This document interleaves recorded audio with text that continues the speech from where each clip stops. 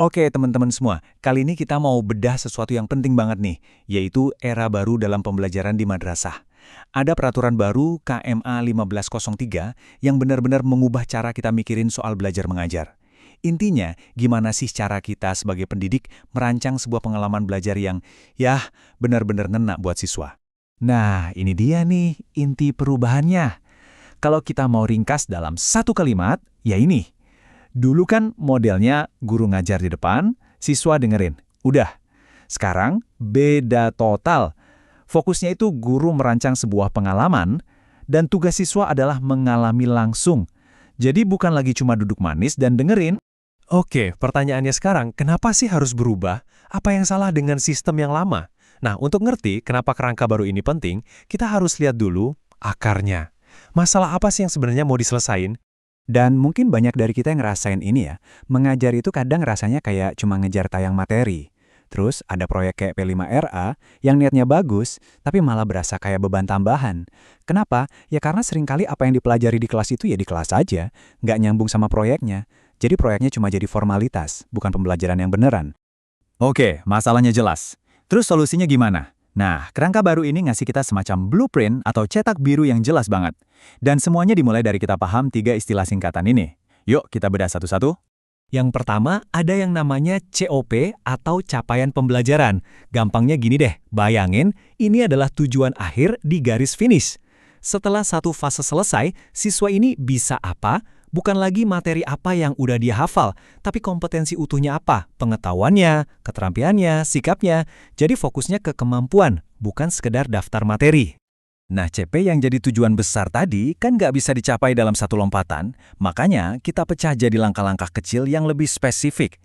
Inilah yang disebut TP atau tujuan pembelajaran. Tiap TP itu ibarat satu anak tangga. Pertanyaannya simpel. Setelah pelajaran hari ini, siswa bisa melakukan apa?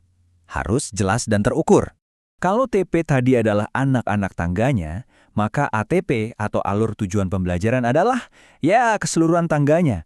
Rangkaian logis dari semua TP tadi disusun dari yang paling gampang sampai yang paling kompleks untuk akhirnya sampai ke puncak, yaitu CP.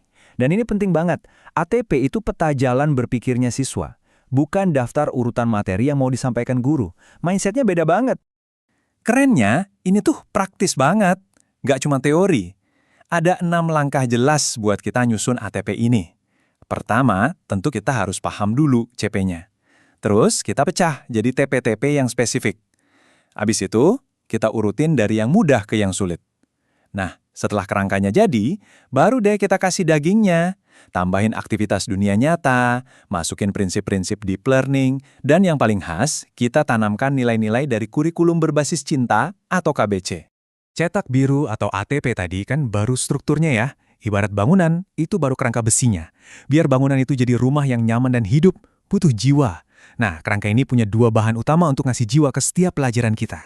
Yang pertama adalah deep learning. Ini bukan soal teknologi atau AI ya, ini adalah pendekatan belajar. Gimana caranya? Ada 3 kuncinya. Pertama, mindful learning. Siswa itu sadar, saya belajar ini tuh buat apa sih? Kedua, meaningful learning. Materinya nyambung banget sama kehidupan mereka sehari-hari. Dan ketiga, joyful learning. Proses belajarnya itu sendiri seru, asyik, dan gak bikin stres. Bahan kedua, ini yang benar-benar jadi hatinya madrasah adalah KBC atau kurikulum berbasis cinta. Ini bukan mata pelajaran, tapi nilai yang kita infuskan ke semua hal. Ada 4 pilar utama, cinta kepada Allah, cinta kepada sesama manusia, cinta pada lingkungan, dan cinta pada ilmu itu sendiri. Inilah fondasi karakter yang mau kita bangun di setiap anak. Nah, ini yang harus digarisbawahi. KBC itu bukan teori yang dihafalkan dari buku, sama sekali bukan. Ini adalah sistem nilai yang harus dialami, dirasakan lewat tindakan nyata. Jadi, ini tentang gimana cara kita sebagai guru berinteraksi, gimana kita ngerancang aktivitas, dan suasana kelas seperti apa yang kita ciptakan. Semuanya harus mencerminkan nilai-nilai cinta tadi. Oke, kita udah punya cetak birunya, ATP, udah punya jiwanya juga, deep learning dan KBC. Sekarang, gimana cara menyatukan semuanya untuk menyelesaikan masalah di awal tadi? Masalah antara kelas dan dunia nyata yang terputus. Nah, disinilah kuncinya. Pertama, ada yang namanya intrakurikuler. Ini ya, seperti yang kita kenal selama ini. Kegiatan belajar utama di dalam kelas. Tujuannya buat apa? Buat membangun pemahaman konsep. Ini fondasinya. Lalu ada kokurikuler. Nah, disinilah pergeseran besarnya. Kokurikuler sekarang bukan lagi kegiatan tambahan atau ekstra. Dia adalah jembatan. Jembatan yang menghubungkan konsep di kelas tadi dengan dunia nyata. Disinilah siswa menerapkan, memperdalam, dan merasakan langsung relevansi dari apa yang mereka pelajari. Jadi, lihat deh alurnya. Sederhana tapi kuat banget. Intrakurikuler itu untuk paham konsep. Terus langsung nyambung ke kokurikuler untuk terapkan konsep. Keduanya ini bukan lagi dua dunia yang terpisah. Mereka ini kayak dua roda gigi yang saling terkait, berputar bersama untuk menciptakan satu proses pembelajaran yang utuh dan bermakna. Oke, teori cukup. Biar lebih kebayang, gimana kalau kita lihat contoh konkretnya? Yuk, kita bedah sebuah proyek sederhana tapi powerful. Proyek hemat air.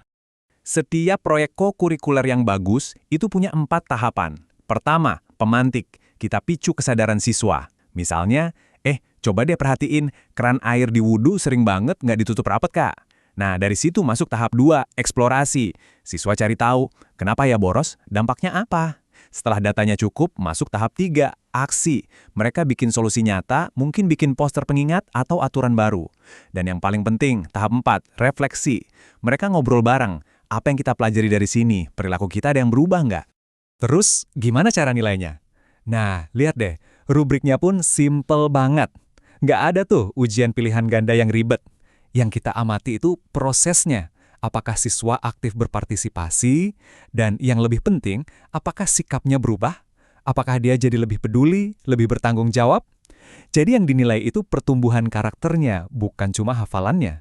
Oke, setelah melihat semua ini, dari CP, ATP, Deep Learning, KBC, sampai proyek nyata.